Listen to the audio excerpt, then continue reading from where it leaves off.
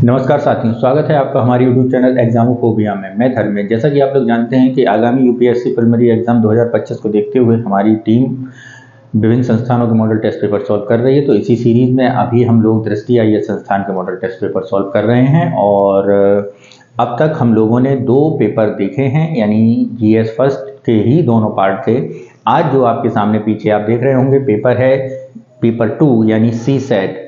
ठीक है, तो जैसा कि आप लोग जानते हैं कि सी सेट एग्ज़ाम क्वालिफाइंग एग्ज़ाम है, लेकिन काफ़ी हैक्टिक एग्ज़ाम भी है, क्योंकि लास्ट ईयर यानी 2024 के जो पीटी में अनसक्सेसफुल जो लड़के रह गए हैं उनका बहुत बड़ा वेटेज इस पेपर के कारण है, क्योंकि बहुत से बच्चे इसके क्वालिफाइंग मार्क्स भी नहीं गेन कर पाए थे।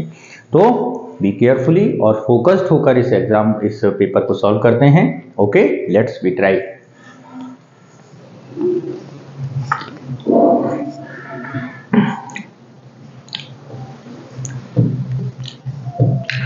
तो क्या दिया गया है, निम्नलिखित 4 प्रश्नांशों के लिए निर्देश दिए गए हैं और निम्नलिखित 2 परिच्छेदों को पढ़िए और परिच्छेदों के बाद आने वाले प्रश्नों के उत्तर दीजिए।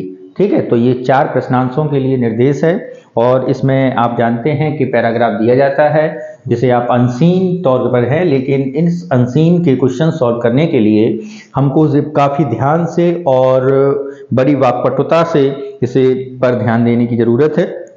चलिए स्टार्ट करते हैं। विकासशील देशों के शहरीकरण ने आवास, बुनियादी ढांचे और सार्वजनिक सेवाओं के क्षेत्र में महत्वपूर्ण चुनौतियों को जन्म दिया है। शहरीकरण अभूतपूर्व दर से बढ़ रहा है और अक्सर पर्याप्त नियोजन की अनदेखी की गई है। इस अनियमित विकास के परिणामस्वरूप अनौपचारिक बस्तियां, अपर्याप्त स्वच्छता और पर्यावरण क्षरण हुआ है। सरकारों को आर्थिक विकास को धारणीय शहरी नियोजन के साथ संतुलित करने की दुविधा का सामना करना पड़ता है। इन मुद्दों को संबोधित करने के लिए सार्वजनिक और निजी क्षेत्रों के बीच सहयोग एवं समावेशी नीतियों के प्रति प्रतिबद्धता की आवश्यकता है, जो सभी नागरिकों की जरूरतों को प्राथमिकता देती हैं। ठीक है, तो ये पैराग्राफ हम लोगों ने पढ़ा जो विकासशील देशों के शहरीकरण और आवास से संबंधित है और कैसे एक सस्टेनेबल डेवलपमेंट को करना है उससे इंडिकेट करता है। तो जरा क्वेश्चंस देखते हैं। क्या क्वेश्चन है, निम्नलिखित में से कौन सा कथन सर्वाधिक तर्कसंगत यानी रीजनेबल और विवेकपूर्ण निष्कर्षों का सर्वोत्तम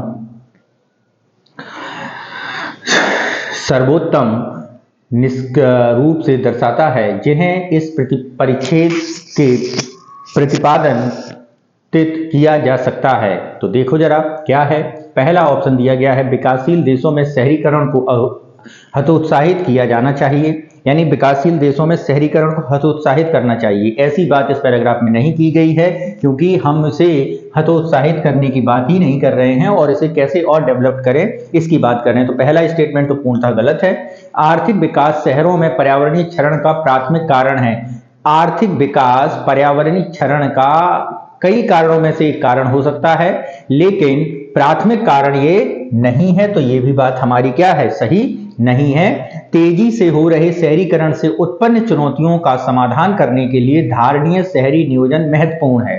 ठीक है, ये बात आपने अभी ऊपर पढ़ी थी तो आपने देखी होगी ध्यान से। यहां पर दिख रहा है कि तेजी से विकास शहरीकरण में अभूतपूर्व दर से बढ़ रहा है। देखना है, विकासशील क्षेत्र में अभूतपूर्व दर से बढ़ रहा है, तो ऐसा ही बात यहां पर की गई है, यानी इस पर हम थोड़ा विचार कर सकते हैं। दूसरा, अनौपचारिक बस्तियां शहरी विकास की आवश्यक परिणाम है। आवश्यक परिणाम नहीं है, ये शहरी विकास के लिए मलिन यानी स्लम एरियाज डेवलप्ड हो जाते हैं, ये आवश्यक नहीं है, इसका निदान किया जा सकता है। तो ये बात भी गलत है। तो यहां पर सबसे रीजनेबल बात कौन सी है, ऑप्शन सी है। तो इस तरह आपको पैराग्राफ काफी ध्यान से केयरफुली तरीके से पढ़ना है। नेक्स्ट क्वेश्चन क्या है उसे जरा देखते हैं। उपरोक्त परिच्छेद के संदर्भ में निम्नलिखित पूर्व धारणाएं बनाई गई हैं। शहरीकरण तभी लाभकारी हो सकता है जब इसका प्रबंधन प्रभावी ढंग से किया जाए। 2, अनौपचारिक बस्तियां विकासशील देशों में शहरी विकास का एक अपरिहार्य हिस्सा हैं। उपरोक्त में से कौन सी पूर्व धारणाएं मान्य हैं? केवल 1, केवल 2, यानी पूर्व धारणा बतानी है इसमें। ठीक है। तो क्या है पहली धारणा, शहरीकरण तभी लाभकारी हो सकता है जब इसका प्रबंधन प्रभावी ढंग से किया जाए। तो ये बात आप परिच्छेद में एक बार यहाँ पर देख सकते हैं, स्पष्ट तौर पर लिखा है समावेशी नीतियों की आवश्यकता है, सभी नागरिकों की जरूरतों प्रतिबद्धता, ठीक है, और स्थानीय शहरी नियोजन के साथ संतुलित दुविधा का सामना करना पड़ता है। तो यहाँ पर यदि हम देखें तो जो पहला पॉइंट दिया गया है वो यहाँ पर पूर्व धारणा के तौर पर देखा जा रहा है, ये बात बिल्कुल सही। अनौपचारिक बस्तियां यानी स्लम एरिया विकासशील देशों के शहरी विकास का अपरिहार्य हिस्सा है, ऐसी कोई चर्चा नहीं की गई है, ऐसी कोई पूर्व धारणा नहीं है, ये तो परिणाम है एक तरह से। तो यहाँ पर भी केवल एक ही बात सही है, ए ऑप्शन हमारा सही होगा। नेक्स्ट चलते हैं क्वेश्चन नंबर 3 पर, लेकिन 3 से पहले फिर पैराग्राफ है, उसको ध्यान से हम लोगों को पढ़ना है। देखते हैं, पढ़ाई करते हैं इसकी। लोकतंत्र की अवधारणा को अक्सर बहुमत के शासन के साथ जोड़ा पर विचार किया जाता है, ठीक है। हालांकि वास्तविक लोकतंत्र को का सरोकार केवल मात्र बहुमत के प्रभुत्व से नहीं है, बल्कि अल्पसंख्यक के अधिकारों के संरक्षण से भी है। एक लोकतांत्रिक व्यवस्था में अल्पसंख्यकों की अभिव्यक्ति को बहुमत द्वारा दबाया नहीं जाना चाहिए। बहुमत के शासन और अल्पसंख्यकों की सुरक्षा के बीच यह संतुलन एक निष्पक्ष और न्यायपूर्ण राजनीतिक व्यवस्था के कामकाज के लिए महत्वपूर्ण है। अल्पसंख्यक अधिकारों की रक्षा करने में विफलता सामाजिक अशांति का कारण बन सकती है, क्योंकि हाशिए पर मौजूद समूह स्वयं को राजनीतिक प्रक्रिया से बाहर महसूस कर सकता है। तो जरा इसमें देखते हैं क्या क्या बातें की गई हैं। पहला क्या है, हाँ, निम्नलिखित में से कौन सा कथन सर्वाधिक तर्कसंगत विवेकपूर्ण निष्कर्षों का सर्वोत्तम रूप को दर्शाता है, जिन्हें इस परिच्छेद से प्रतिपादित किया जा सकता है। ओके, लोकतंत्र यह सुनिश्चित करता है कि अल्पसंख्यकों की अभिव्यक्ति बहुसंख्यकों की अभिव्यक्ति के समान ही महत्वपूर्ण है, ठीक है, ये बात सही है। ऐसी बात पैराग्राफ में सबसे पहले ही कही गई है, ये आप ध्यान से देखिए। क्या है, विचार जोड़ा, हालांकि वास्तविक लोकतंत्र का सरोकार केवल बहुमत से नहीं बल्कि अल्पसंख्यकों के अधिकारों के संरक्षण से भी है। बात समझ में आई? अल्पसंख्यकों की अभिव्यक्ति बहुमत द्वारा दबाया नहीं जाना चाहिए, यही बात यहाँ पर कही गई है। तो इस पर हम विचार यहाँ पर करेंगे। लोकतंत्र बहुमत के शासन का पर्याय है? बिल्कुल नहीं। कार्यशील लोकतंत्र के लिए अल्पसंख्यक अधिकारों को संरक्षण आवश्यक नहीं है, ये भी नहीं। बहुमत का शासन लोकतांत्रिक प्रणाली का सबसे महत्वपूर्ण पहलू है। तो यहाँ पर अगर हम देखें तो ए ऑप्शन हमारा सही हो जाएगा। नेक्स्ट चलते हैं क्वेश्चन नंबर 4 पर। क्या कह रहा है, उपरोक्त परिच्छेद के संदर्भ में निम्नलिखित पूर्व धारणाएं बनाई गई हैं। अल्पसंख्यक अधिकारों का संरक्षण लोकतांत्रिक प्रणालियों में एक हालिया विकास है। एक लोकतंत्र जो केवल बहुमत का पक्ष लेता है उसकी स्थिरता के लिए चुनौतियां होंगी। उपरोक्त में से कौन सी पूर्व धारणाएं मान्य हैं? तो यहाँ पर पूर्व धारणा से संबंधित बात की गई है। तो यदि हम यहाँ पर पूर्व धारणा देखें तो अल्पसंख्यकों के अधिकारों का संरक्षण लोकतांत्रिक प्रणालियों में एक हालिया विकास है, नहीं, ये शुरू से ही चल रहा है, ये बात गलत है, ऐसी कोई चर्चा नहीं है इस पैराग्राफ में। एक लोकतंत्र जो केवल बहुमत के पक्ष लेता है उसकी स्थिरता के लिए चुनौतियां होंगी, ये पैराग्राफ में आप देखेंगे ध्यान से, लास्ट में बात की गई है। क्या की गई है कि सामाजिक अशांति का कारण बन सकती है, ठीक है। तो यहां पर यदि हम देखें तो ये बात बिल्कुल यहां पर सही है। तो यहीं पर अगर हम ऑप्शन में जाएं तो हमारा ऑप्शन बी यहां पर केवल 2 है, यही हमारा आंसर होगा। चलिए, मैथ का क्वेश्चन आया है, इसको जरा देखते हैं। 3 4 3 4 5 यानी 34 34 5 पर पावर 4 टाइम 8 और 34 34 7 पर पावर 4 टाइम 8 का मान में सबसे दायां अंक कौन सा होगा?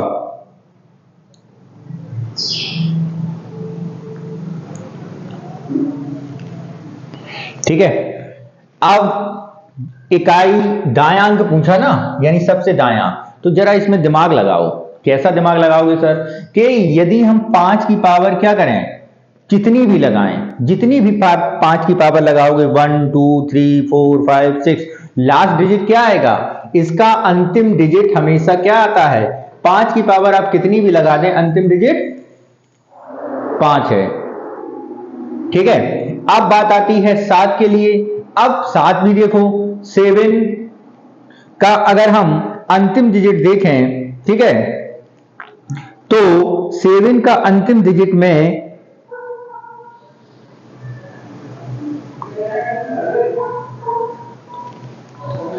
कौन कौन से डिजिट आ सकते हैं? देखो, अगर 7 की पावर 2 कर दें तो 9 आता है, 7 की पावर 3 कर दें तो 3 आता है, और 7 की पावर 1 कर दें तो 7 आता है। तो 7 में ये प्रोसेस है 1 3 और 7। ठीक है, अब आप यहां पर ये देखिए कि 888 में यदि हम 4 का डिवाइड करें, क्योंकि 4 टाइम बाद ये रिपीट होगा, दोबारा से 7 आएगा, फिर 9 आएगा, फिर 3 आएगा, तो जब हम 4 से इसको डिवाइड करते हैं तो शेष कितना बचता है? तो मित्रों शेष बचता है, यानी आपका रिमाइंडर बचता है 0। जब रिमाइंडर 0 बचता है तो 7 की पावर 4 जब आप करेंगे, 7 की पावर 4 करेंगे तो लास्ट डिजिट क्या आएगा? 1 आएगा, और इसका लास्ट डिजिट क्या था? 5 था। 5 में 1 जोड़ेंगे क्या आएगा? 6 आएगा। क्या आएगा? 6 आएगा। बात समझे? पूरे में दिमाग लगाने की जरूरत ही नहीं है, आप सीधा 5 की पावर 1 5 की पावर 2 करके देखते हैं तो आप पता चलता है कि लास्ट का डिजिट में 5 आता है। ठीक है, 7 में जाते हैं तो 7 में आने के ऑप्शन हमारे पास 4 हैं। 7 आएगा, 3 आएगा, 9 आएगा और 1 आएगा। ठीक है, तो 1 7 3 9। तो यहां पर ये देखिए जब पावर 1 थी तो 1, फिर 7, फिर ये। ठीक, तो यहां पर जब हमने 4 के बाद फिर रिपीट होगा तो ये देखा शेषफल 0, यानी 7 के बाद यहां पर आएगा 1, और यही 1 इसमें यहां ऐड कर दिया तो हमारा अंतिम डिजिट क्या हो गया? 6 हो गया। ठीक है, कोई कंफ्यूजन हो तो आप कमेंट बॉक्स में जरूर कमेंट करिए। ठीक है, नेक्स्ट चलते हैं क्वेश्चन नंबर 6।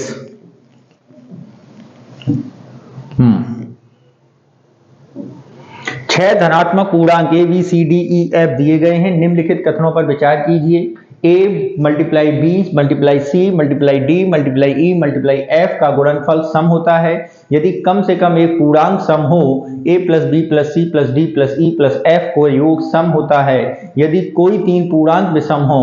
ठीक है, तो यहां पर यदि हम ये देखें कौन सी बात सही होगी, तो आप ये बात जानते हैं कि विषम और सम का मल्टीप्लाई अगर हम करें तो क्या आएगा? इवन और ऑड। क्या? Even multiply odd is equal to even. जैसे 3 इंटू 2 क्या आया? 6, 5 इंटू 4 क्या आया? 20। तो हमेशा क्या आता है? इवन आता है। ठीक है, तो ये क्या कह रहे हैं कि A B C D E F का गुणनफल सम होता है, कम से कम एक पूर्णांक सम हो। ठीक है, तो ये स्टेटमेंट बिल्कुल सही होगा। इनमें से अगर एक भी सम है तो सम आएगा। ठीक है, ए प्लस डी प्लस एफ का योग सम होता है यदि 3 पूर्णांक विषम हो। ठीक है, यदि हम यहां पर देख लें सम संख्या को सम संख्या से जोड़ेंगे तो हमेशा सम आएगा, विषम संख्या को सम संख्या से जोड़ेंगे तो विषम आएगा, विषम संख्या को विषम संख्या से जोड़ेंगे तो सम आएगा। ठीक है, बात समझे? जैसे हमने इवन प्लस इवन जोड़ा तो हमेशा क्या आएगा? इवन आएगा। इवन प्लस ऑड जोड़ा तो क्या आएगा? ऑड आएगा। इवन ऑड और ऑड जोड़ा तो क्या आएगा? इवन आएगा। बात समझे यहां पे? तो यहां पर ये देखें कि योग सम होता है यदि 3 पूर्णांक विषम हो। नहीं, योग सम होगा जब 2 पूर्णांक विषम हो। ठीक है, तो यहां पर कथन केवल एक सही है, दूसरा गलत होगा, तो ऑप्शन ए हमारा यहां पर क्या हो जाएगा? सही हो जाएगा। नेक्स्ट चलते हैं क्वेश्चन नंबर 7 पर। क्या है? 642650 को जब एक ही संख्या से विभाजित किया जाता है तो शेषफल 2 बचता है। कितनी संख्याओं को भाजक के रूप में उपयोग किया जा सकता है ताकि शेषफल 2 के बराबर हो? ठीक है, 642650 को विभाजित करने वाली संख्या n है, n भाजक है और भागफल q और q2 होगा। दिया गया शेषफल क्या है? 2 है। ठीक है, तो यदि हम यहां पर देखें 642 जब किसी संख्या से यानी n से हमने विभाजित कर दिया, n से विभाजित कर दिया तो मान लो हमारा आंसर आ गया q और इसमें +2 जोड़ दिया तो हमारा 642 आ जाएगा। ऐसे ही 650 लिया, n से डिवाइड किया, q जो 2 आया ये 1 है, ये 2 है। ठीक है, मान लो कोई भी नंबर है, माना हमने ये नंबर से इसको डिवाइड किया था और ये हमारा आंसर आया और ये हमारा रिमाइंडर है। ठीक है, और ये भी हमने यहां पर ऐड किया तो हमें 650 मिल जाता है। ठीक है, अब दोनों संख्याएं क्या हैं? एक ही संख्या से विभाजित हैं तो इनका HCF क्या होगा? n से विभाजित होगा, यानी इसका अगर हम जब HCF निकालेंगे तो क्या होगा? 8 आएगा। तो 8 multiplied by q 2 minus q1। ठीक है, तो n इज इक्वल टू क्या होगा 8 या 8 का मल्टीप्लायर गुणनखंड। तो 8 के गुणनखंड क्या हैं 4 और 2 हैं 8 के गुणनखंड, ठीक है 4 या 2 हैं। अब 2 जो होगा वही इसका क्या होगा विभाजन होगा। तो हम लोग क्वेश्चन नंबर 7 पर थे। तो 7 में हम लोगों ने क्या देखा था कि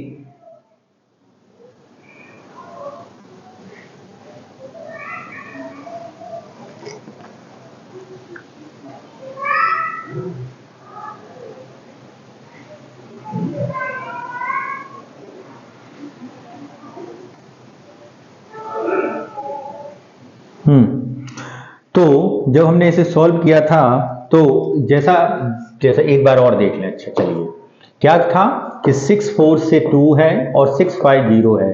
तो हमने माना वो नंबर क्या है n है जिससे इसे डिवाइड किया जाता है। तो आता क्या है, आता है हमारा यहाँ पर Q1 और इस पर आता है Q2 और रिमाइंडर हमारा क्या बता रहे हैं 2 बचता है। तो हमने इसमें 2 जोड़ दिया, हमने इसमें 2 जोड़ दिया और n का मल्टीप्लाई कर दिया। तो जब ये दोनों नंबर हैं तो मित्रों इसका अगर हम HCF निकालते हैं तो वो निकलता है 8। क्या निकलता है, वो निकलता है 8। और जब 8 निकलता है तो इसका मतलब क्या हुआ, इसका मतलब ये हुआ कि हमारा जो 8 है वो इक्वल टू है n into Q1 plus Q2 और ऐसे ही n मल्टीप्लाई Q2 प्लस 2 ऐसे निकलेगा। जब जब हम इसे सॉल्व करेंगे तो 8 इज इक्वल टू निकलेगा n Q2 माइनस Q1 कर दो, ठीक है। तो जब हमने देखा तो n क्या होगा, n या 8 होगा या 8 का कोई मल्टीपल होगा। तो जब 8 के मल्टीपल अगर हम देखते हैं तो 4 और 2 हैं। तो अब 4 और 2 में से कौन सा अधिक होगा, n का मान 2 से अधिक होगा तभी रिमाइंडर 2 बचेगा, ये बात ध्यान रखना, ठीक है। इसलिए सीधा सीधा आंसर क्या आ जाएगा 4 आ जाएगा। कोई डाउट हो तो आप कमेंट बॉक्स में जरूर बोलिए, ठीक है। संख्या n को 13 से भाग देने पर शेषफल x प्राप्त होता है।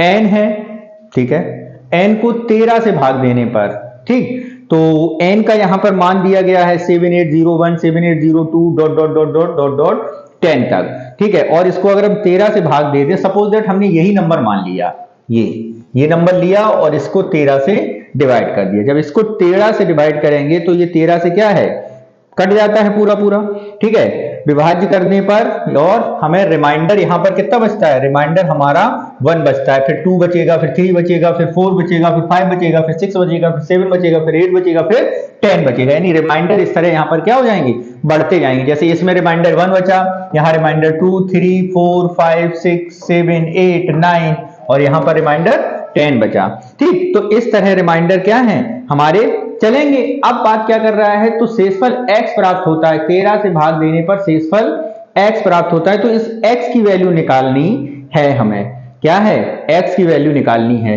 तो x की वैल्यू निकालने के लिए क्या करेंगे, हम सारे रिमाइंडरों का मल्टीप्लाई कर देंगे। क्या कर देंगे, multiply 1 multiply 2 multiply 3 multiply 4 multiply 5 multiply 6 7 8 9 और 10 तक, टिल 10 तक। जब इसका मल्टीप्लाई हमने निकाला और मल्टीप्लाई निकालने के बाद इसको हम 13 से जब डिवाइड करेंगे तो हमारा रिमाइंडर बचेगा 6। क्या बचेगा 6। तो यही आंसर हमारा हो जाएगा, इसमें कोई कंफ्यूजन होना नहीं चाहिए। मल्टीप्लाई कर लेना, 2 3 दूनी 6 दूनी 12 48 ऐसा करके आप इसका करके मल्टीप्लाई करके निकाल सकते हैं। ओके, कोई कंफ्यूजन हो तो कमेंट बॉक्स में जरूर करिए। नेक्स्ट क्वेश्चन है आपका क्वेश्चन नंबर 9। एक छात्र ने कंप्यूटर पर गिनती का अंक टाइप किया। कंप्यूटर ने दिखाया कि छात्र ने 4893 अंक टाइप किए हैं। अंतिम गिनती का अंक ज्ञात कीजिए, ठीक है। जरा देखते हैं इसमें। जैसे कंप्यूटर की जानकारी प्राप्त हुई कि 4893 अंक टाइप किए थे, ठीक है। अब टाइप किए गए अंकों के आधार पर गिनती की संख्या ज्ञात करनी है।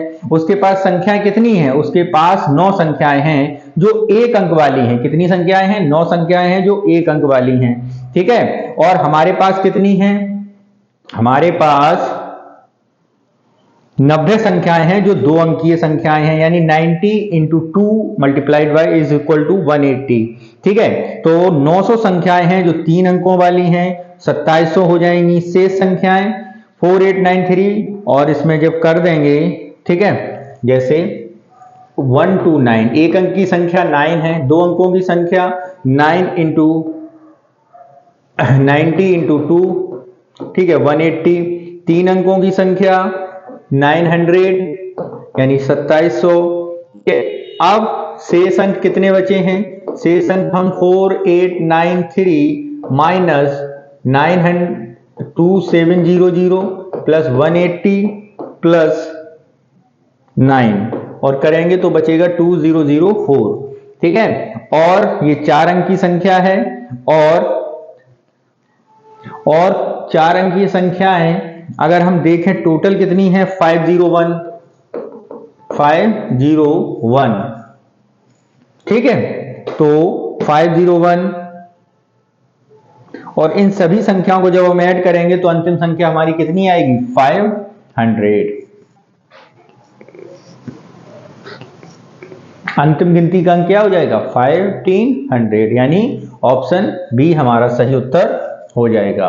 n is equal to 20, 10 to the power 10, 12, 10, 10 power 12, n का मान 9 से विभाजित किया जाता है तो शेषफल है।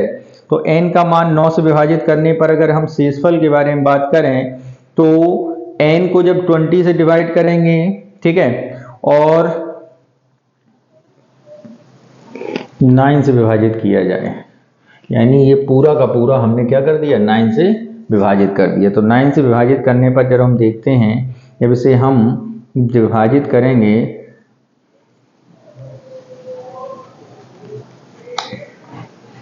ठीक है, तो क्या बचेगा? तो 2 की पावर 1012 प्लस 2 की पावर 12 डिवाइड बाई 9।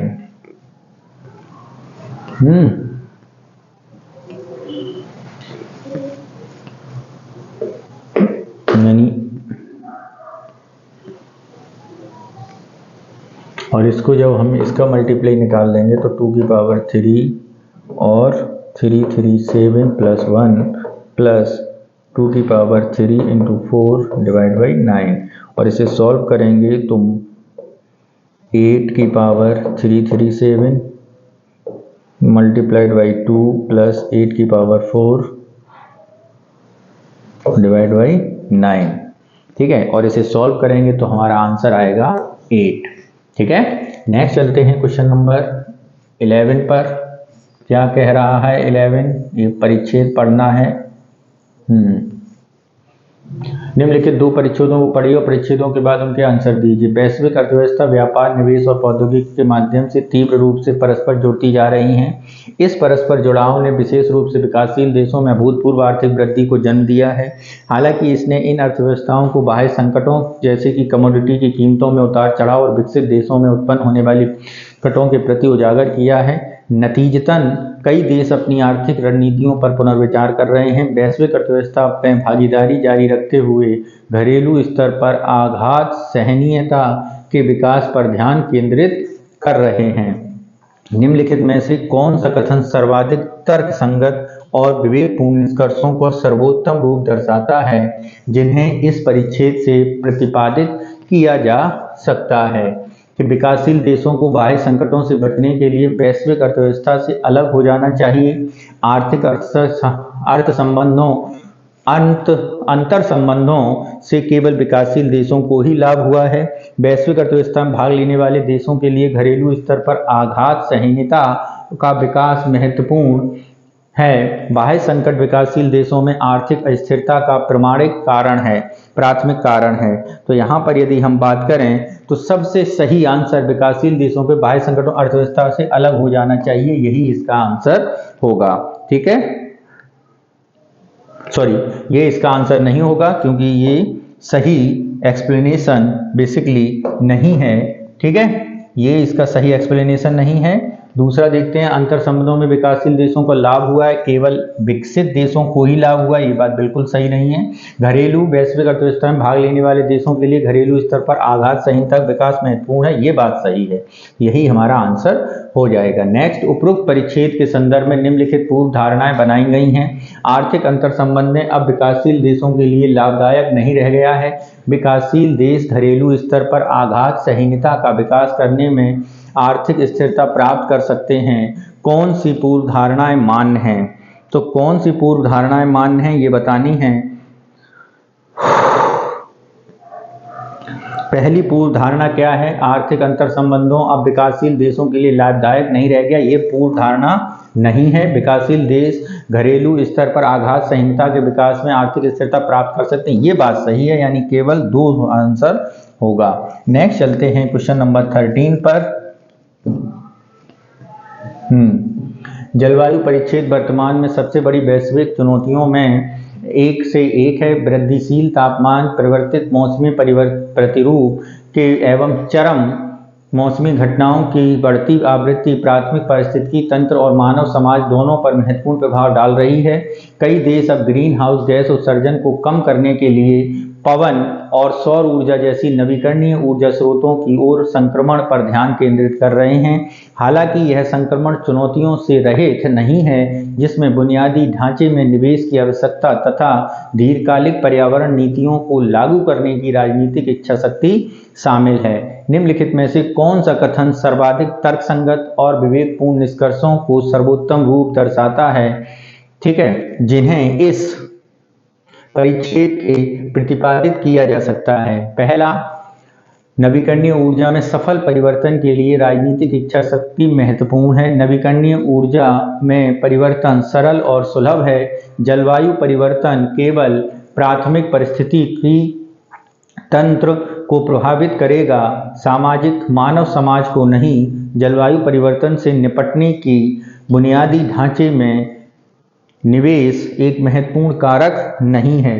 तो यहाँ पर यदि हम बात करें, जो इस कथन का सर्वोत्तम दर्शाता है वो नवीकरणीय ऊर्जा में सफल परिवर्तन के लिए राजनीतिक इच्छा शक्ति महत्वपूर्ण है, यही आंसर होगा। नेक्स्ट चलते हैं क्वेश्चन नंबर 14 पर। क्या आपको लगता है कि आपका उपरोक्त परिच्छेद के संदर्भ में निम्नलिखित महत्वपूर्ण पूर्व धारणाएं बनाई गई हैं। ग्रीन हाउस गैस उत्सर्जन को कम करने के लिए नवीकरणीय ऊर्जा आवश्यक है।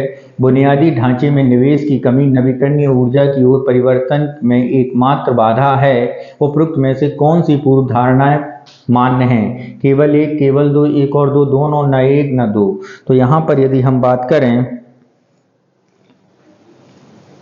तो कौन सा कथन सही होगा? तो यहाँ पर अगर पूर्व धारणा के बारे में बात करें तो ग्रीन हाउस गैस उत्सर्जन को कम करने के लिए यही कथन सही होगा, दूसरा नहीं होगा, यानी आंसर पहला होगा। नेक्स्ट चलते हैं question number 15। R S T U V W X y और Z पूर्णांक है, जिसमें R + S + T U V W X इतना है, -1 की पावर R -1 की power S U V by अधिकतम मान ज्ञात कीजिए। तो एक बात आपको पता होगा, समान आधार की घातें आपस में जुड़ जाती हैं। तो R S T U V W X by Z जब आपस में ये जुड़, अच्छा मल्टीप्लाई है, प्लस है, ठीक ठीक ठीक ठीक ठीक ठीक ठीक ठीक है, ठीक है। अगर हम इनका अधिकतम मान जानें तो अधिकतम मान प्राप्त करने के लिए हमें किसी भी 8 पूर्णांकों को सम और एक पूर्णांक को विषम मानना होगा, ठीक है। तो यहाँ पर यदि हम सम और विषम मानते हुए जाएं तो अधिकतम मान हमारा क्या आएगा? 7 आएगा। नेक्स्ट,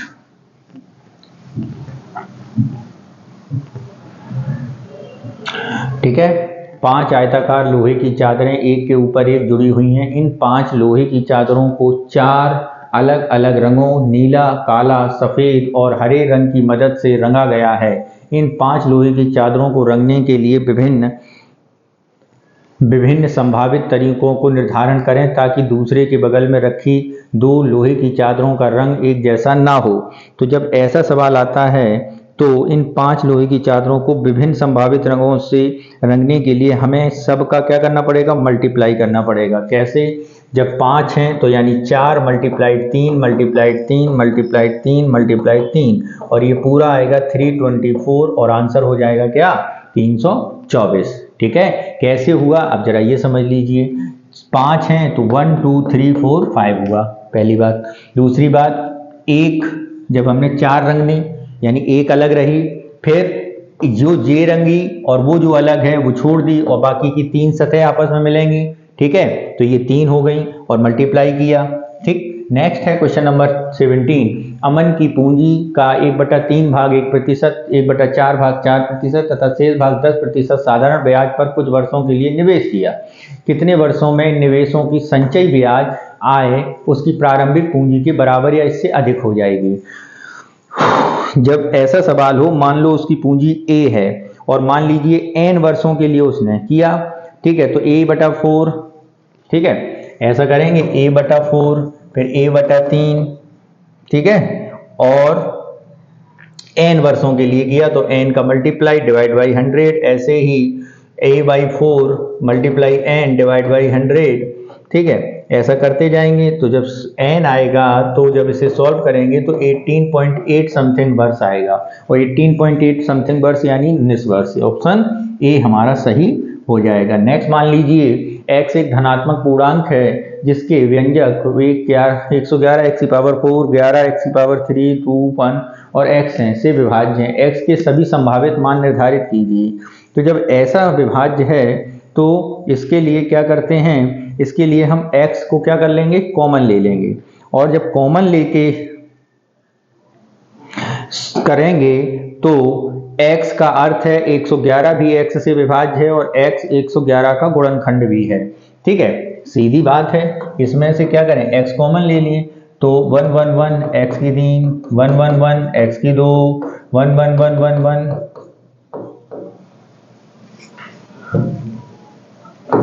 ठीक है, तो जब ये करते हुए जाएंगे तो 111 इसका मल्टीप्लेट है और इसका निकालेंगे तो 37 इंटू 3 जब करेंगे तो x के संभावित गुणनखंड कितने हो गए, 4 हो गए। ऑप्शन क्या है गया, बी हो गया।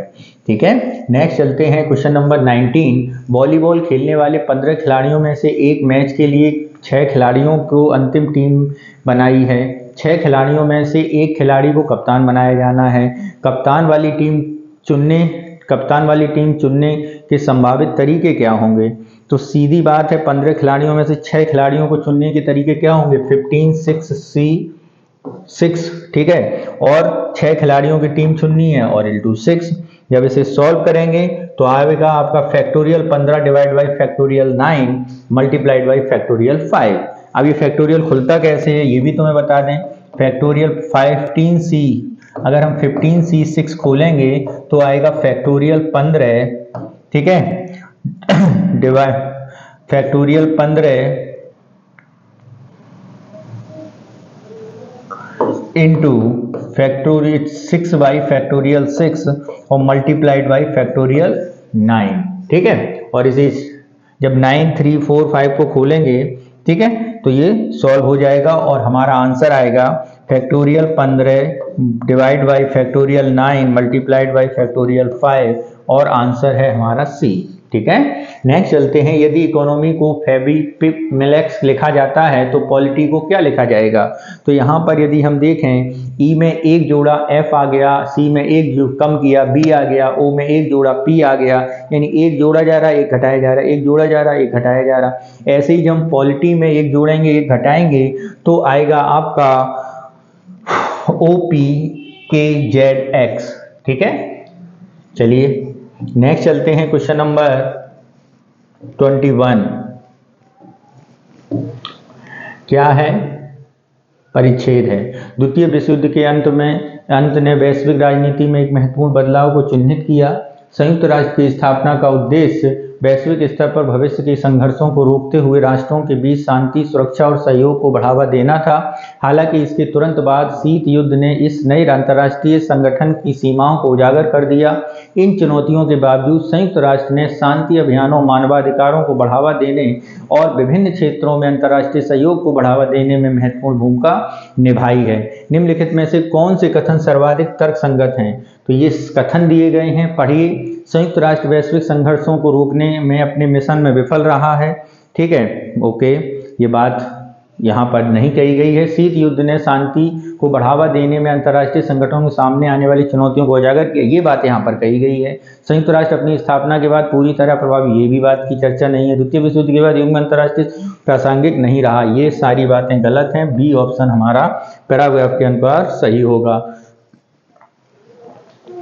उपरोक्त परिच्छेद के संदर्भ में निम्नलिखित पूर्व धारणाएं बनाई गई हैं। वैश्विक शांति और सुरक्षा बनाए रखने के लिए अंतर्राष्ट्रीय संगठन महत्वपूर्ण है। शीत युद्ध के कारण संयुक्त राष्ट्र अपने उद्देश्यों को प्राप्त करने में अप्रभावी हो गया है। उपरोक्त में से कौन सी पूर्व धारणाएं मान्य हैं? तो पूर्व धारणाएं मान्य की अगर हम यहाँ पर बात करें तो केवल वैश्विक शांति सुरक्षा बनाए रखने के लिए अंतर्राष्ट्रीय महत्वपूर्ण, यही धारणा मान्य है। ऑप्शन ए हमारा सही हो जाएगा। नेक्स्ट चलते हैं क्वेश्चन नंबर 23 से पहले परिच्छेद दिया गया है। भारत के स्वतंत्रता आंदोलन की विशेषता महात्मा गांधी, नेहरू, सुभाष जैसे लोगों के नेतृत्व में विरोध प्रदर्शनों, सविनय अवज्ञा अभियानों और जन आंदोलनों की एक श्रृंखला थी। यह आंदोलन विविधतापूर्ण था, जिसमें विभिन्न गुट स्वतंत्रता प्राप्त करने के लिए अलग अलग तरीकों से वकालत कर रहे थे। गांधी के अहिंसा और सविनय अवज्ञा को दर्शन ने एक केंद्रीय भूमिका निभाई। हालांकि अतिवादी गुटों का मानना था कि ब्रिटिश शासन को उखाड़ फेंकने के लिए सशस्त्र संघर्ष आवश्यक था। इन मतभेदों के बावजूद आंदोलन अंततः वर्ष 1947 में औपनिवेशिक शासन को समाप्त करने में सफल रहा। तो यहाँ पर यदि हम बात करें, पैराग्राफ का सर्वाधिक तर्कसंगत दर्शाता है। तो यहाँ पर देखें, भारत की स्वतंत्रता प्राप्त करने के लिए अहिंसा ही एकमात्र तरीका था। भारत की स्वतंत्रता आंदोलन में सफलता पूरी तरह गांधी जी का नहीं, स्वतंत्रता आंदोलन भीतरी विविध दृष्टिकोणों ने भारत को अंततः स्वतंत्रता का योगदान दिया। यही ज़्यादा सटीक है यहाँ पर, और यहीं पर यही आंसर हमारा हो जाएगा। नेक्स्ट चलते हैं क्वेश्चन नंबर 24। तो उपरोक्त परिच्छेद में पूर्व धारणाएं बनाई गई हैं। आंदोलन के अंतर्गत विभिन्न गुटों ने स्वतंत्रता की दिशा में बाधा उत्पन्न की नहीं। सहिंसा अधिनियम भारतीय स्वतंत्रता आंदोलन की केंद्रीय विषय थी। उपरोक्त में से कौन सी पूर्व धारणा पूर्व धारणाएं मान्य हैं? तो यहाँ पर यदि हम पूर्व धारणाओं के बारे में बात करें तो यहाँ पर पूर्व धारणा केवल दूसरी मान्य है, पहली नहीं। बी ऑप्शन हमारा सही होगा। नेक्स्ट चलते हैं क्वेश्चन नंबर 25।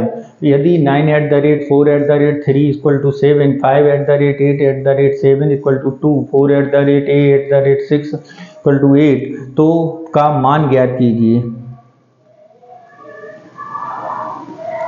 ठीक है, 9, 4 और 3। तो 9 में अगर हम 4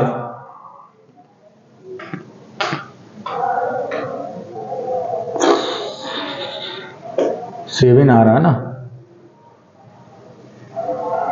9@4@3 =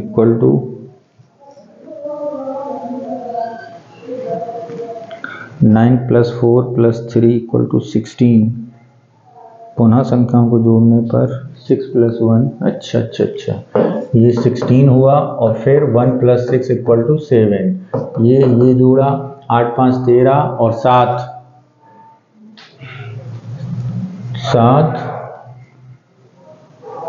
8 × 7 = 15 और 5 = 20।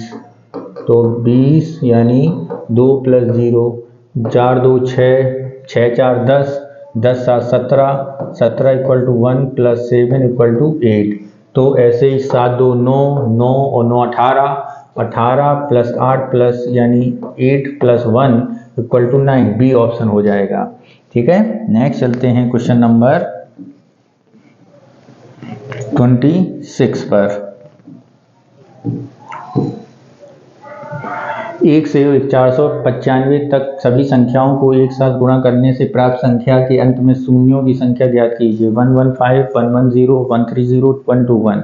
तो यहाँ पर यदि हम बात करें, इसे 1 से 495 तक सभी संख्याओं को एक साथ गुणा करें तो सभी संख्याओं को गुणा करने पर फैक्टोरियल 495 आएगा। क्या आएगा? 495 फैक्टोरियल 495। अब फैक्टोरियल 495 में जीरो कहाँ आएगा, जहाँ 5 इंटू 2 आएगा, 5 इंटू 2 आएगा यानी 10 बनते हैं। तो यहाँ पर यदि हम करें तो ये बनेंगे 99 प्लस 19 प्लस 3 यानी 121, यानी ऑप्शन डी हमारा सही हो जाएगा। नेक्स्ट चलते हैं क्वेश्चन नंबर 27। एक त्रिभुज की दो भुजाएं 16 सेंटीमीटर 63 सेंटीमीटर, त्रिभुज की शेष भुजा का मान ज्ञात कीजिए। त्रिभुज का क्षेत्रफल, जिसके लिए त्रिभुज का क्षेत्रफल अधिकतम हो। तो जब ऐसा सवाल हो तो त्रिभुज की क्षेत्रफल की दो भुजाएं, तो त्रिभुज का क्षेत्रफल होता क्या है, 1/2 a into B into sine A. ठीक है, तो a 16 सेंटीमीटर 63 सेंटीमीटर, तो अधिकतम एंगल का मान साइन 90 होता है। कितना होता है, साइन 90 का मान 1। तो यहीं पर यदि हम इसे सॉल्व करेंगे तो ये आएगा, अधिकतम मान कितना होगा, 65। ठीक है, नेक्स्ट चलते हैं। x plus Y plus Z का मान शून्य है, जबकि X square Y square Z square equal to M है। तो x की पावर 4 प्लस वाई की पावर 4 प्लस जेड की पावर 4 का मान ज्ञात कीजिए। M square by 2 M square 4m square. तो ठीक है मित्रों, जब इसे सॉल्व करेंगे तो ये कितना आएगा, तो ये आएगा आपका m स्क्वायर बाई 2।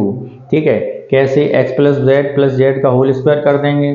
ठीक है, और स्क्वायर करने के बाद जब इसे ओपन करेंगे तो a प्लस बी इसका होल स्क्वायर कर दो, कर दिया तुमने। तो X square plus Y square plus Z square plus 2x Y plus Y Z plus Z X, ये ऐसा होगा।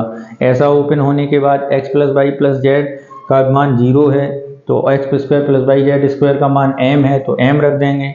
और की पावर जब 4 करनी हो तो उसकी होल पावर कर देंगे, तो m स्क्वायर बाई 2 हो जाएगा आंसर। ठीक है, नेक्स्ट चलते हैं क्वेश्चन नंबर 29।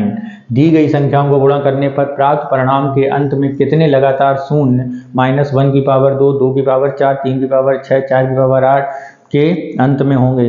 तो 2 और 5 का गुणनफल का परिणाम ही 0 आएगा, 2 और 5। ठीक है, तो कम से कम कितनी इसमें बन सकती हैं, 5 संख्या में कम है। ठीक है, तो यहाँ पर यदि हम इसे सॉल्व करेंगे तो हमारा आएगा क्या, कि 5 की पावर 10 प्लस 10 की पावर 20 प्लस 50 की पावर 30 15 की पावर 30 प्लस 20 की पावर 40 प्लस 25 की पावर 50 प्लस इंटू 30 की पावर 60, और ये करके आएगा 260। ऑप्शन बी हमारा सही होगा। नेक्स्ट, कि दी गई श्रेणी को पूर्ण कीजिए 8 14 20 30 38। तो यहाँ पर यदि हम देखें तो कौन सा विकल्प सही होगा, तो 7 plus 1 18 13 plus 1 14 15 plus 19 plus 1 20 29 plus 1 30 38 37 plus 1 38 43 plus 1 44। ठीक है, पैटर्न में अभाज्य संख्या आपस में जुड़ रही है, यानी इससे पहले 7 में एक जोड़ा, इसमें 13 में एक जोड़ा, इसमें 19 में एक जोड़ा, इसमें 29 में, इसमें 37 में, तो अगली 43 में। तो अगली संख्या क्या आएगी, 44। ऑप्शन बी हमारा क्या होगा, सही होगा। तो हमारा क्या होगा, तो हमारा आंसर होगा 44। ठीक है, नेक्स्ट चलते हैं क्वेश्चन नंबर, परिच्छेद को पढ़ना है। देखिए, वैश्वीकरण के कारण सीमा पार वस्तुओं और सेवाओं के एवं श्रम के अंतरण में वृद्धि हुई है। ठीक है, कई देशों में व्यापार और निवेश में वृद्धि के माध्यम से वैश्वीकरण का लाभ हुआ है, जिसमें आर्थिक विकास को बढ़ावा मिला है। हालांकि आलोचकों का तर्क है कि वैश्वीकरण ने अमीर और गरीब के बीच की खाई को चौड़ा कर दिया है, क्योंकि धन कुछ ही लोगों के हाथों में केंद्रित है, जबकि सुभेद्य आबादी रोजगार हानि सेवाओं में अपर्याप्त पहुंच का सामना करना पड़ता है। तो जरा देखते हैं, निम्नलिखित में से कौन सा कथन सर्वाधिक तर्कसंगत विवेकपूर्ण निष्कर्षों का सर्वोत्तम रूप से दर्शाता है, जिन्हें इस परिच्छेद का प्रतिपादन किया जा सकता है। तो यहाँ पर यदि हम बात करें तो जरा देखते हैं, वैश्वीकरण के कारण सभी देशों में धन का समान वितरण नहीं। वैश्वीकरण के माध्यम से आर्थिक विकास केवल धनी लोगों को लाभ हुआ है। कुछ हद तक वैश्वीकरण में मुख्य रूप से विकासशील देशों को रोजगार सृजन के लिए जिम्मेदार है नहीं। यद्यपि वैश्वीकरण आर्थिक विकास को बढ़ावा देता है, यह अन्य असमानताएं भी देता है। ये बात बिल्कुल सही है, यहाँ पर की गई है। नेक्स्ट चलते हैं क्वेश्चन नंबर 32 उपरोक्त परिच्छेद के संदर्भ में निम्नलिखित कथनों पर विचार कीजिए और पूर्व धारणाएं बनाई गई हैं उनके बारे में बताइए। वैश्वीकरण सुभेद्य आबादी की तुलना में धनी आबादी के लिए अधिक लाभदायक रहा है। वैश्वीकरण का विकासशील देशों में कोई सकारात्मक प्रभाव नहीं पड़ा है। तो पहला सही होगा, दूसरा गलत होगा। पहला ए ऑप्शन सही है। नेक्स्ट चलते हैं क्वेश्चन नंबर 33। विश्व के कई हिस्सों में वन उन्मूलन की बड़ी समस्या बनी हुई है, जो जैव विविधता की हानि, जलवायु परिवर्तन और स्थानीय समुदाय के विघटन में योगदान दे रही है। वन कार्बन डाइऑक्साइड को अवशोषित करके वैश्विक जलवायु को नियंत्रित करने में महत्वपूर्ण भूमिका निभाते हैं, जो ग्लोबल वार्मिंग के लिए जिम्मेदार है। मुख्य ग्रीन हाउस गैसों में से एक है। वन उन्मूलन से निपटने के लिए अंतर्राष्ट्रीय प्रयासों के बावजूद कृषि विस्तार, कटाई और बुनियादी के ढांचे विकास के कारण यह प्रथा जारी है। तो यहाँ पर यदि हम बात करें कौन सा बात सही होगी, निम्नलिखित कथनों पर विचार कीजिए। सर्वाधिक तर्कसंगत, वन उन्मूलन रोकने में जलवायु परिवर्तन पूरी तरह रुक जाएगा, नहीं। कृषि विस्तार वन उन्मूलन का एकमात्र कारण है, नहीं। वन उन्मूलन को रोकने के लिए अकेले अंतर्राष्ट्रीय प्रयास अपर्याप्त हैं, यही बात सही है। ठीक है, ऑप्शन सी हमारा यहाँ पर सही होगा। नेक्स्ट चलते हैं क्वेश्चन नंबर 34 पर। क्या है 34, उसे देखते हैं। जलवायु उपयुक्त परिच्छेद निम्नलिखित पूर्व धारणाएं बनाई गई हैं। वन उन्मूलन को स्थानीय और अंतर्राष्ट्रीय दोनों प्रयासों को कम किया जा सकते हैं। जलवायु परिवर्तन मूलतः वन उन्मूलन से प्रेरित है। उपरोक्त में से कौन सी पूर्व धारणाएं मान्य हैं? तो यहाँ पर यदि हम बात करें कौन सी पूर्व धारणाएं मान्य हैं, केवल एक मान्य है, ऑप्शन ए हमारा सही होगा। नेक्स्ट चलते हैं क्वेश्चन नंबर 35।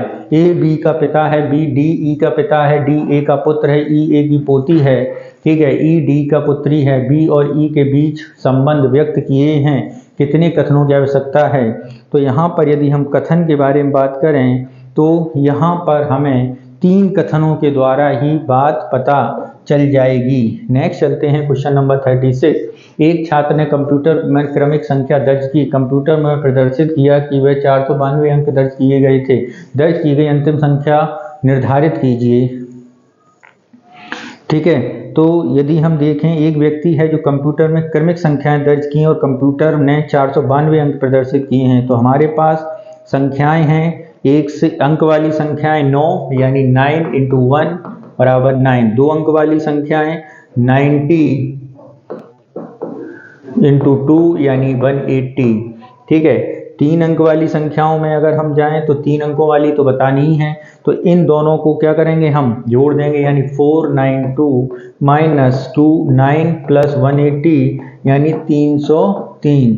कितनी? 303।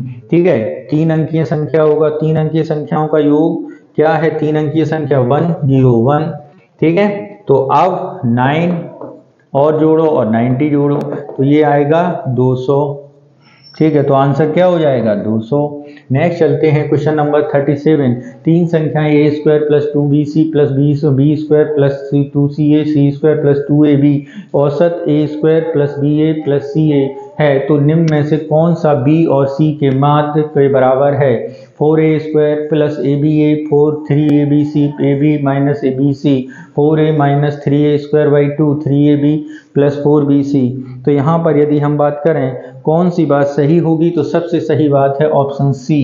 ठीक है, नेक्स्ट चलते हैं क्वेश्चन नंबर 38। 2 टीमें ए और बी एक प्रतियोगिता में भाग लिया है। किसी भी टीम द्वारा प्राप्त अंक टीम में खेलने वाले व्यक्तियों की संख्या की घात के बराबर होते हैं। टीम ए में 4 व्यक्ति खेले जबकि टीम बी में 5 व्यक्ति खेलें। यदि टीम बी 61 अंकों की जाती है तो ए और बी द्वारा अंक प्राप्त कीजिए। ठीक है, तो 81 149 64 125 50 150।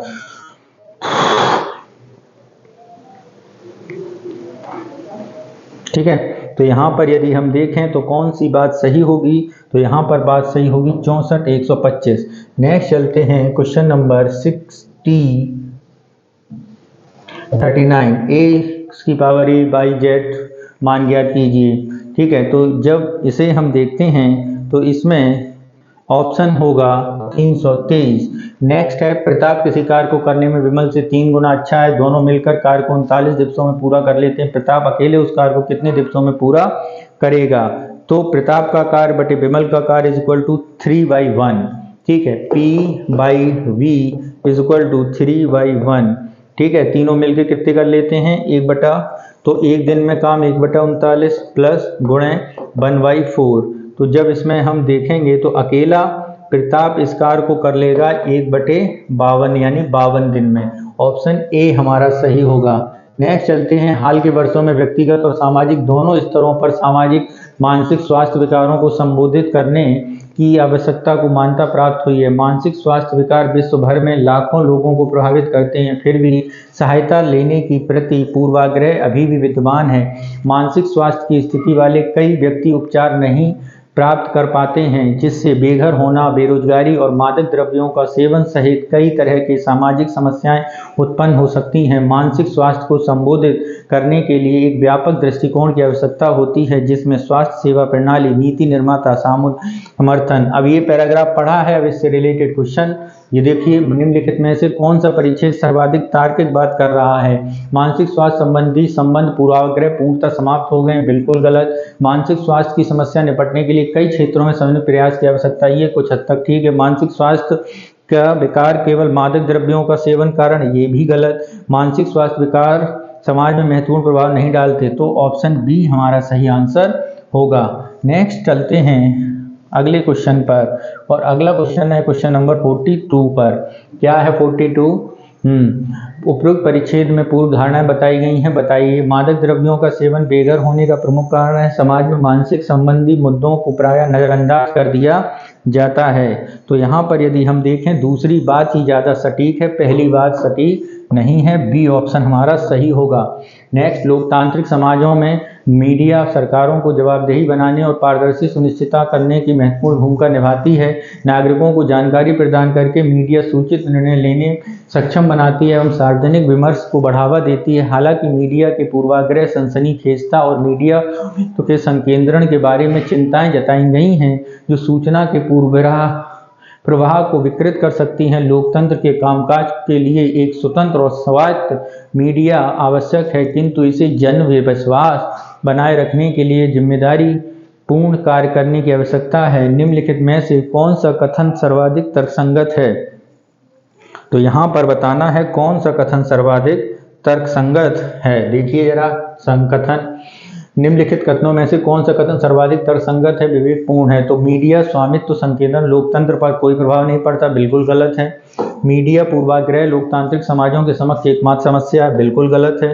लोकतंत्र को प्रभावी ढंग से कार्य करने के लिए स्वायत्त मीडिया की आवश्यकता, ये तो बात कही गई है। सनसनीखेज लोकतांत्रिक प्रक्रियाओं को सुदृढ़ करती नहीं, सी ऑप्शन सही है। उपरोक्त परिच्छेद में पूर्व धारणाएं बताइए। पहला, मीडिया स्वामित्व संकेंद्रण लोकतांत्रिक जवाबदेही को कमजोर कर सकता है, बिल्कुल सही बात है। मीडिया में सनसनीखेजता मीडिया पूर्वाग्रह से अधिक खतरनाक है, नहीं, पहला सही दूसरा गलत। तो यहाँ पर यदि हम देखें तो कौन सा सही होगा? पहला सही, ऑप्शन ए। नेक्स्ट चलते हैं, 2 पाइप एक कंटेनर को 7 घंटे और 8 घंटे में भर सकते हैं। ठीक है, दोनों पाइपों को एक समय खोला जाता है तो पाया गया कि कंटेनर के तल में रिसाव के कारण भरने में 16 मिनट अधिक लगे। रिसाव बिंदु द्वारा कंटेनर को खाली करने में लगने में कितना समय लगेगा? ठीक है भैया, तो 2 पाइप हैं, एक 7 घंटे में भरता है, एक 6 घंटे में भरता है, 8 घंटे में भरता है। तो दोनों का 1 घंटे का काम अगर हम देखें तो 15/56 हो जाएगा। क्यों? 1/7 + 1/8, तो ये 8 7 15/56 हो गया। ठीक है, अब दोनों पाइप जब भर रहे थे यानी 3 घंटे 44 मिनट लगे, तो रिसाव के कारण 16 मिनट अधिक लगे। ठीक है, तो यानी 3 घंटे 3 our and 44 minute plus 16 minute यानी 4 घंटे लग गए भरने में। ठीक है, अब खाली करने में यदि हम बात करें तो पाइप 1 घंटे में किया गया कार्य, पाइप के 1 घंटे में किया गया 1/4। ठीक है, तो खाली करने में कितना समय लगेगा? 15/56 माइनस 1/4 यानी 1/56 यानी कितने घंटे? 56 घंटे, ऑप्शन सी। एक लड़की पैदल स्कूल जाती है और रिक्शा से घर वापस आती है, कुल 45 मिनट का समय लगता है। वही लड़की पैदल तरफ जाने पर 65 मिनट लगते हैं। लड़की को रिक्शे से दोनों तरफ जाने में कितना समय लगेगा? ठीक है, पैदल जाने में समय प्लस रिक्शा से आया, यानी पैदल प्लस रिक्शा, तब कितने लगे 45 मिनट। ठीक है, पैदल प्लस पैदल यानी पैदल प्लस पैदल कितने लगे 65। जब इसे सॉल्व करेंगे तो फिर क्या हुआ, तो ये हुआ कि 25/2 मिनट। ठीक है, तो अगर दोनों तरफ वो रिक्शे से जाए तो उसे कितने मिनट लगेंगे 25 मिनट। ऑप्शन ए हमारा सही हो जाएगा। नेक्स्ट, निम्नलिखित में से कौन सा द्विघात समीकरण है 4x + x1 + 2x + 5x² + 5। ठीक है, केवल बताना है इसमें। तो द्विघात समीकरण जब हम सॉल्व करते हैं तो पहला समीकरण द्विघात है, पहला और दूसरा। ठीक है, पहला और दूसरा क्या है, द्विघात समीकरण है। 4 दूनी 8 x²। द्विघात समीकरण का ax² + bx + c ये होना चाहिए।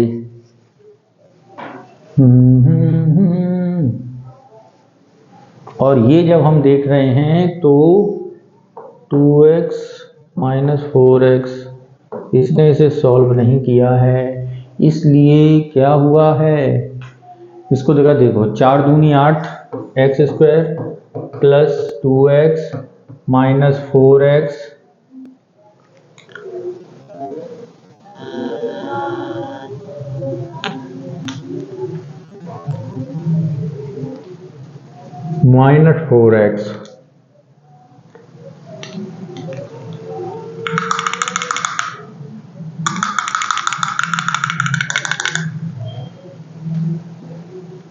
एक बटा 4 x 1/2।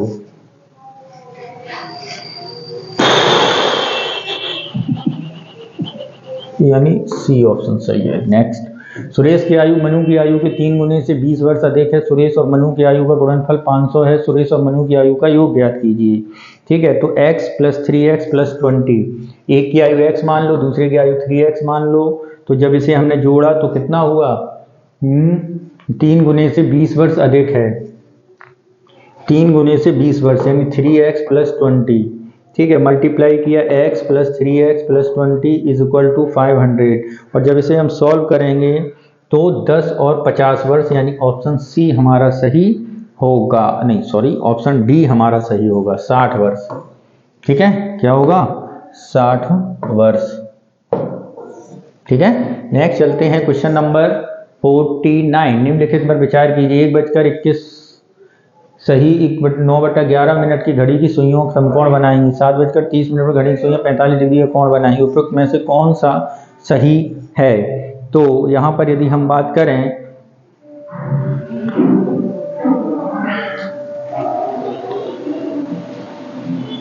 ठीक है, तो ये दोनों बातें बिल्कुल सही हैं। नेक्स्ट चलते हैं क्वेश्चन नंबर 50 पर। खेल खेलने के लिए टोकन के वो बॉक्स में रखा जाता है। सभी टोकन 1 से 34 तक संख्याएं अंकित हैं। टोकन यादृच्छिकता में निकाले जाते हैं। क्या संभावना है कि निकाले गए टोकनों में कोई संख्या 3 और या 5 का गुणक हो। 11/30, 9/34, 6/11 और 15/34। ठीक है, तो यहाँ पर यदि हम बात करें तो कौन सा सही होगा, 15/34। नेक्स्ट पैराग्राफ पढ़ना है। बिटकॉइन जैसी डिजिटल मुद्राओं के उदय से अर्थशास्त्रियों और नीति निर्माताओं के बीच अहम विचार विमर्श शुरू हो गया है। इसके पक्षधरों का तर्क है कि डिजिटल मुद्राएं सीमा पार, तीव्र और अपेक्षाकृत सस्ते लेन देन की सुविधा प्रदान करते हुए परंपरागत बैंकिंग को एक केंद्रीकृत विकल्प प्रदान करती हैं। हालांकि आलोचकों के अनुसार विनियमन और निगरानी के अभाव के कारण को लेकर विधि गतिविधियों जैसे मनी लॉन्ड्रिंग, धोखाधड़ी का जोखिम है। इसके अतिरिक्त डिजिटल मुद्राएं अस्थिरता से मूल्य को स्थिर भंडार के रूप में दीर्घकालिक व्यवहार्यता के संबंध में चिंता उत्पन्न करती हैं। निम्नलिखित में से कौन सा कथन सर्वाधिक तर्कसंगत और विवेकपूर्ण निष्कर्षों को दर्शाता है। तो यहाँ पर यदि हम बात करें सबसे तर्कसंगत डिजिटल मुद्राओं के संबंध में ऑप्शन डी। नेक्स्ट है, उपरोक्त परिच्छेद के संदर्भ में निम्नलिखित कथनों पर विचार कीजिए। मूल्य की स्थिर भंडार के रूप में उपयोग में लाए जाने हेतु डिजिटल मुद्राएं विश्वसनीयता अभी इतनी नहीं है, सही बात है। और परंपरागत बैंकिंग प्रणाली की तुलना में विकेंद्रीकरण की मुद्राओं का एक प्रमुख लाभ है। तो यहाँ पर यदि हम बात करें तो दोनों बातें बिल्कुल सही हैं। विश्व के अनेक क्षेत्रों में स्वच्छ जल के संसाधनों पर अत्यधिक उपयोग चिंताजनक विषय बन गया है। विश्व भर में लगभग 70% जल का उपयोग कृषि के लिए किया जाता है, जिससे यह क्षेत्र स्वच्छ जल का सबसे बड़ा उपयोगकर्ता बन गया है। जनसंख्या में उत्तरोत्तर वृद्धि और भोजन की मांग बढ़ने से स्वच्छ जल के संसाधनों पर दबाव बढ़ता है। इस समस्या का समाधान करने के लिए विशेषज्ञ ड्रिप सिंचाई जैसी कृषि की जल कुशल पद्धतियों का अपनाने और कृषि उपयोग के लिए अपशिष्ट जल की पुनर्चक्रित करने वाली तकनीकों पर निवेश करने का सुझाव देते हैं। तो यहाँ पर यदि हम बात करें तो कौन सी बात उपयुक्त होगी? स्वच्छ क्या है? उपयुक्त सर्वाधिक तर्कसंगत। स्वच्छ जल के संसाधनों का उपयोग मुख्य रूप से औद्योगिक उद्देश्यों के लिए किया जाता है। नहीं। कृषि समग्र विकास स्वच्छ जल का अत्यधिक उपयोग प्राथमिकता का कारण है। ये बात सही है। नेक्स्ट चलते हैं क्वेश्चन नंबर 54 पर। उपयुक्त परिच्छेद में पूर्व धारणाएं कृषि जल कुशल पद्धतियों स्वच्छ जल संसाधनों अति प्रयोग को में सहायक हो सकती है। जनसंख्या बढ़ने पर स्वच्छ जल की मांग कम होने की संभावना। ये दो पहली बात तो सही है, दूसरी गलत है। केवल ए ऑप्शन सही होगा। नेक्स्ट चलते हैं क्वेश्चन नंबर 55।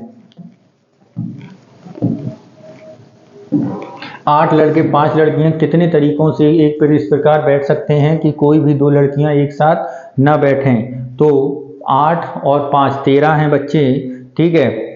8 और 5 कितने हैं? 13। 8 लड़के बैठ सकते हैं फैक्टोरियल 8, और लड़कियां को बैठने के लिए 9 स्थान होंगे। इस प्रकार बैठ सकते हैं 2 लड़कियां, 8 लड़के और 5 लड़कियां।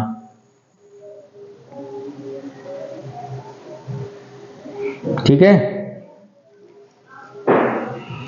तो विकल्प ऑप्शन बी हमारा सही है। रश्मि को पहले 7 यूपीएससी टेस्ट सीरीज में औसत अंक पी मिले और 8वीं टेस्ट सीरीज में उस सभी 7 विषयों के औसत अंकों में 40 अधिक अंक मिल गए। सभी 8 टेस्टों में उसका औसत क्या होगा? तो यदि उसका औसत हम बात करें तो 7 में पी था, तो 7 टेस्ट सीरीजों के टोटल अंक 7P, ठीक है। 8वें पी से अधिक और मिले यानी P+40। तो जब इसे हम जोड़ेंगे तो ये होगा P+5। ऑप्शन डी हमारा सही होगा। नेक्स्ट 15 की घात 3, 12 की घात 3 माइनस 27 की घात 3 विभाज्य है, ठीक है। तो ये अगर हम बात करें तो ये किससे विभाज्य होगा? 12 और 15 दोनों से। 3 संख्याओं के युग्मों को जोड़कर 11, 19, 10 का योग प्राप्त होता है। तीनों संख्याओं के वर्गों का योग ज्ञात कीजिए। तीनों संख्याओं के वर्गों के योग के बारे में यदि हम बात करेंगे तो ऑप्शन कौन सा सही होगा? Option C 182। 5 और एफ और बाई को उनके निश्चित स्थान पर रखते हुए फर्टर्निटी शब्द के अक्षरों को व्यवस्थित करने के तरीके क्या हैं? तो देखें जरा हम, तो यदि हम इसके तरीके देखें तो 1, 2, 3, 4, 5, 6, 7, 8, 9, 10 यानी 2 स्थान निश्चित हैं, यानी बचे फैक्टोरियल 8, ठीक है। Factorial 8 divide by factorial 2 into factorial 2 यानी 2 इंटू फैक्टोरियल 7। ऑप्शन डी हमारा सही होगा। 200 और 1300 के बीच ऐसी संख्याएं ज्ञात कीजिए जो अंकों का दोहराव 0, 1, 2, 3 से बनाई गई हैं। तो वो अगर हम बात करें तो कौन कौन सी हैं? तो वो बनाई गई हैं 16। Option C. परिच्छेद देखते हैं। डिजिटल विभाजन उन लोगों के बीच असमानता है जिनके लिए पास समकालीन सूचना प्रौद्योगिकी तक पहुंच और साथ जिनके पास नहीं है। किसी विकासशील देशों में यह विभाजन स्पष्ट है, विशेषकर ग्रामीण क्षेत्रों में जहां इंटरनेट और मोबाइल प्रौद्योगिकी तक पहुंच सीमित है। डिजिटल विभाजन को संबोधित करने के प्रयास पुनः प्रायः बुनियादी ढांचे के विस्तार, सामर्थ्य सुधार के साथ साथ डिजिटल साक्षरता को बढ़ाने पर ध्यान केंद्रित करते हैं, ताकि यह सुनिश्चित किया जा सके कि सभी नागरिकों को प्रौद्योगिकी प्रदान किए जाने वाले अवसरों को लाभ उठा सकें। निम्नलिखित में से कौन सा कथन सर्वाधिक तर्कसंगत और विवेकपूर्ण तुमको बताता है? डिजिटल विभाजन मुख्य रूप से शहरी क्षेत्रों में चिंता का विषय है, ठीक है। तो यहाँ पर सबसे सही है बुनियादी ढांचे के विस्तार से संबंधित। नेक्स्ट चलते हैं क्वेश्चन नंबर 62। उपरोक्त परिच्छेद के बारे में बताइए। इंटरनेट तक पहुंच की लागत को कम करने से ही डिजिटल विभाजन की समस्या का समाधान हो जाएगा। विकासशील देशों में आबादी के पास सूचना संचार। तो यहाँ पर यदि हम बात करें आबादी के विचार से सूचना संचार से संबंधित है, तो ये दोनों बातें क्या हैं? बिल्कुल गलत हैं, पैराग्राफ में नहीं की गई हैं। डी ऑप्शन कई लोकतांत्रिक कार्यपालिका, विधायिका और न्यायपालिका की शाखाओं के बीच शक्तियों का पृथक्करण सत्ता का दुरुपयोग को रोकने के लिए मौलिक माना जाता है। प्रत्येक शाखा को अपनी अलग नीतियां होती हैं और वे दूसरों की शक्तियों की जांच करती हैं। हालांकि हाल के वर्षों में इस बात की चिंता जताई गई है कि कुछ देशों में कार्यकारी शाखाएं बहुत शक्तिशाली होती जा रही हैं, जिससे शक्ति संतुलन कमजोर हो रहा है। आलोचकों का तर्क है कि इससे जवाबदेहिता तांत्रिक सिद्धांत को खतरा है और इससे विधायिका और न्यायपालिका की भूमिका भी कमजोर होती है। ठीक है, तो यहाँ पर यदि हम देखें कौन सी कथन सही हो रहे हैं, तो पहला विवेकपूर्ण में कौन सा सर्वाधिक तर्कसंगत है, तो आधुनिक लोकतंत्र शक्तियों का पृथक्करण वर्तमान प्रासंगिकता नहीं है। ठीक है, तो यहाँ पर यदि हम बात करें कौन सी बात सही होगी, लोकतंत्र मजबूत करने के लिए कार्यपालिका अधिक शक्तियां प्रदान की गई, मजबूत कार्यपालिका लोकतंत्र की शक्ति संतुलन कमजोर करती है, ये बात सही है। सी ऑप्शन हमारा सही होगा। 64 उपरोक्त परिच्छेद में निम्नलिखित पूर्व धारणाएं बताइए। लोकतांत्रिक विधायिका न्यायपालिका न्यायिक शाखाएं महत्वपूर्ण होती जा रही हैं। कार्यपालिका शाखा में सत्ता संकेंद्रण लोकतांत्रिक जवाबदेहिता के लिए खतरा उत्पन्न करती है। तो यहाँ पर यदि हम बात करें तो कौन सा ऑप्शन सही है, केवल पहला गलत दूसरा सही, बी ऑप्शन हमारा सही होगा। ठीक है, नेक्स्ट चलते हैं। 72 लीटर मिश्रण में नाइट्रिक एसिड जल का अनुपात 5:3:5 बनाने के लिए कितनी मात्रा होनी चाहिए। तो 72 लीटर में नाइट्रिक एसिड बराबर 45 लीटर। ठीक है, 5/2। ठीक, अब 3/5 करना है, तो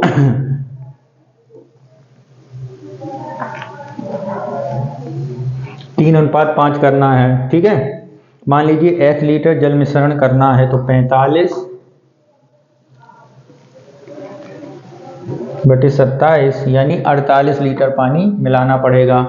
रोहन अपनी फैक्ट्री में 2 रुपये प्रति माचिस की लागत से 1000 माचिस बनाता है। वह विक्रय मूल्य इस प्रकार तय करता है कि केवल 600 माचिस बिकती हैं, तो उसे अपने व्यय में 30% का लाभ होगा। हालांकि उसने इस मूल्य पर 660 माचिसें बेची हैं, मानते हुए कि बिना बिकी माचिस बेकार है। कुल व्यय में उसका वास्तविक लाभ प्रतिशत ज्ञात कीजिए। तो उसका लाभ प्रतिशत यदि हम बात करें तो कितना है, 43%। नेक्स्ट चलते हैं क्वेश्चन नंबर 67। यदि कुछ व्यक्तियों की आयु का योग 600 है और उनका माध्य 60 है, तो उनकी सदस्यों की अधिकतम जिसकी आयु 49 वर्ष है, तो सम्मिलित कर लिया जाए, तो माध्य ज्ञात कीजिए। तो यदि हम बात करें योग बटे 7 यानी 10 लोग हैं, सदस्यों की संख्या कितनी है, 600/60 यानी 10 है। ठीक है, अब सदस्यों में एक 49 वर्ष का है, तो 649 हो गया। तो अब इसका 11 में भाग दे देंगे तो कितना आ जाएगा, इसका डिवाइड बाई 11, 59 वर्ष। नेक्स्ट, यदि राशि में 12 लाख रुपए एक कार खरीदी जाए और किराए पर देती है, तो महीने में किराया 10% मरम्मत के लिए 9000, टोल टैक्स के अंत में उसके पास निवेश के लिए 30% के बराबर राशि बचती है। कार की मासिक किराया ज्ञात कीजिए। तो कार का अगर हम मासिक किराया देखें तो कार का मासिक किराया ज्ञात करना है, तो कार का मासिक किराया है 4,10,000। ठीक है, नेक्स्ट चलते हैं क्वेश्चन नंबर 5599 लीटर बराबर होता है मीटर क्यूब के 1000 लीटर होता है 1 मीटर क्यूब के। ठीक है, तो 5×5=9 में जब भाग दे देंगे तो 5.599 मीटर क्यूब यानी बी ऑप्शन। 1 हेक्टेयर बराबर है कथन 1 10,000 metre square, 1 10 lakh centimetre square. तो यहाँ पर यदि हम बात करें तो ये दोनों बातें बिल्कुल सही। 18वीं सदी के अंत में ब्रिटेन में शुरू हुई औद्योगिक क्रांति ने अर्थव्यवस्था में समाजों में बदलाव औद्योगिक क्रांति के अर्थव्यवस्था में समाजों बदल दिया है। कई नई मशीनरियों कारखाना प्रणाली के आने से उत्पादन क्षमता में उल्लेखनीय वृद्धि हुई है, जिसका परिणाम शहरी केंद्रों में बड़े परिणामों में उत्पादन में वृद्धि हुई। हालांकि औद्योगिकरण की वृद्धि सर्वाधिक तीव्र गति से महत्वपूर्ण सामाजिक परिवर्तन भी लाए हैं, जैसे कि खराब कामकाजी परिस्थितियों, बाल श्रम, शोषण, इन मुद्दों में अंततः किया गया है। ठीक है, देखते हैं इसमें क्या क्या क्वेश्चन हैं। सर्वाधिक तर्कसंगत क्वेश्चन बताना है इसमें औद्योगिक क्रांति में, ठीक है। तो समाज में सकारात्मक प्रभाव पड़ा है? नहीं, केवल सकारात्मक नहीं पड़ा है, ये बात गलत है। सामाजिक परिणामों में श्रम सुधार, श्रमिक सुधार आंदोलन हुए, ये बात सही है। नेक्स्ट चलते हैं क्वेश्चन नंबर 72। औद्योगिक क्रांति शुरू होने से तुरंत बाद श्रम सुधार लागू किए गए। औद्योगिकरण में आवश्यकता को जन्म दिया है। पूर्व धारणाएं मान्यता हैं। तो यदि हम मान्यताओं के बारे में बात करें तो पूर्व धारणाएं मान्यताएं में बी है, पहला गलत है। नेक्स्ट चलते हैं 2026 का कैलेंडर समान होगा। तो 2026 के कैलेंडर में यदि हम बात करें तो 2026 का कैलेंडर में विषम दिन कितने हैं? एक। कितना है विषम दिन? एक। तो ये विषम दिन समान होगा किसके? 2031 के, यानी ऑप्शन बी हमारा सही होगा। x square x plus 2 x cube minus 2x square का चौथा समानुपातिक ज्ञात कीजिए। तो इसका चौथा समानुपातिक होगा x स्क्वायर माइनस 4, ठीक है। 75 क्वेश्चन नंबर देखते हैं। u v w x y z एक व्यंजक LCM HCF है। यदि v x z व्यंजक पूर्ण ज्ञात कीजिए। तो यहाँ पर यदि हम बात करें तो इसका आंसर होगा u/(-1) 3932 28 से विभाजित करने पर शेषफल ज्ञात कीजिए। 392 को 28 से विभाजित करने पर यदि हम शेषफल के बारे में बात करें तो इसका शेषफल होगा 9, ऑप्शन डी, ठीक है। यह सबसे छोटी संख्या कौन सी होगी? 24, 25, 15 और 20 में शेषफल 11 बचे। तो सबसे छोटी संख्या यदि हम बात करें तो हम इस छोटी संख्याओं में विभाजित किया जा सकता है। तो इसकी संख्या होगी आपका ए 611। नेक्स्ट 15, 30 गुणनखंडों में निर्धारित संख्या निर्धारित कीजिए। तो इसका होगा 45, 136। 3 घंटियाँ 12, 15, 20 मिनट में बजती हैं। तो सभी घंटियाँ सुबह 10 बजे बजें तो शाम 4 बजे तक ये घंटियाँ कितनी बार बजेंगी? तो इसका LCM निकाल लेंगे हम लोग, ठीक है। HCF निकालेंगे तो इसका LCM 60 मिनट, तो यानी 1 घंटे में बजेंगी 10 से 4 6 बार बज जाएंगी। कितने बार? 6 बार, यानी ऑप्शन और प्लस 1,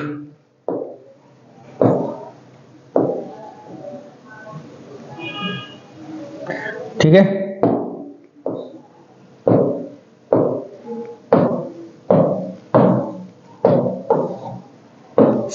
नेक्स्ट 4 विभिन्न क्षमता वाले कंटेनरों को पेट्रोल संग्रहित किया जाता है। तो यहाँ पर जब इसे सॉल्व करेंगे तो इसका आएगा 31 लीटर, ठीक है मित्रों। तो इस तरह हमने आज CSET का पेपर सॉल्व किया है। तो सारे पेपर हमारे चैनल के माध्यम से आपको मिल जाएंगे और शीघ्र ही संस्कृति और विजन IAS के पेपर हम लोग सॉल्व करके डालने वाले हैं। तो आप हमारे चैनल से जुड़े रहिए और कमेंट जरूर करिए जहां समझ में ना आए, और लाइक सब्सक्राइब जरूर करते जाइए चैनल। थैंक यू, जय हिंद।